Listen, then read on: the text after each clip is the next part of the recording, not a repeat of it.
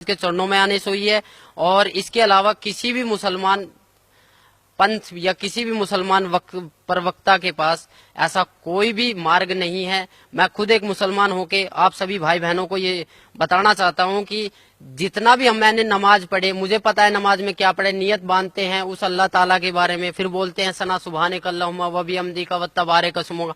इसकी हिंदी निकाल के देखो, आप इसकी हिंदी निकाल के देखो, उसमें आपको कहीं भी नजर नहीं आएगा कि आप किसी परमात्मा की प्रार्थना कर रहे हो, क्योंकि ये प्रार्थना है ही नहीं, आप तो आदेश दे रहे हो। मैंने एक हिंदी निकाल के देखा, अल्हम्दुलिल्लाहि रब्बिल आलमीन अर्रहमानिर रहीम मालिक यौमिद्दीन इय्याका नअबुदु व इय्याका नस्तईन इहदिनस सिरातल मुस्तकीम सिरातल लजीना अनअमता अलैहिम गैरुल मगदूबी अलैहिम वनद्वालिन आमीन। ये प्रार्थना हम शुरू में पढ़ते थे, बट इसका कोई मतलब ही नहीं निकला। क्यों नहीं निकला?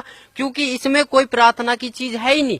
हम तो आदेश दे रहे हैं कि ए पैगंबर तू वहां जा, तू फलानी जगह कर, तू ये काम कर, तू ये काम कर, ये तो हम एडवाइस कर रहे हैं। पर हम प्रार्थना, हमें एक प्रार्थना करनी है, हमें नमाज का मतलब समझना है। नमाज चीज क्या है? नमाज का मतलब जो है परमात्मा बताते हैं कि नमाज का मतलब होता है कि अरदास लगाना, अपनी प्रार्थना लगाना, नित्य नियम करना। हमें 5 टाइम की नमाज दी है, फजर, जोहर, असर, मगरिब, ये 5 टाइम की जो नमाज दी है। पर आज लग हमने नमाज कौन सी सच्चे दिल से पढ़ी?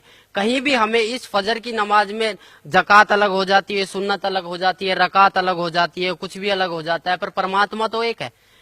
हम पैदा होते हैं तब हम हिंदू होते हैं, और जब हमारी जो हमारी मुसलमानी कर दी जाती है फिर हम मुसलमान बन जाते हैं। ऐसा क्यों? अगर मालिक मुसलमान ही बनाना था तो वो जो मुसलमानी होती है वो ऊपर से ही क्यों नहीं बना के भेजी? इसका कोई जवाब है? किसी भी मुल्ला जी के पास इसका कोई जवाब नहीं है। ना ही हमारे मोहम्मद साहब ने कभी मांस को छुआ था। मोहम्मद साहब के 1,80,000 शिष्य हो गए थे, ना ही उन्होंने कभी मांस को छुआ और ना ही उन्होंने कभी बोला कि तुम मांस को खाओ। कभी भी किसी ने बोला नहीं है। मेरी सभी मुसलमान भाइयों, पूरे हिंदुस्तान, पूरे वर्ल्ड के मुसलमान भाइयों से प्रार्थना है कि मांस खाना, ये समझ लो हम अपने बेटे की कुर्बानी दे रहे हैं, हम अपने बेटे के मांस को खा रहे। एक मांस दूसरे मांस को खा रहा है, इससे बड़ा राक्षस और होगा कौन?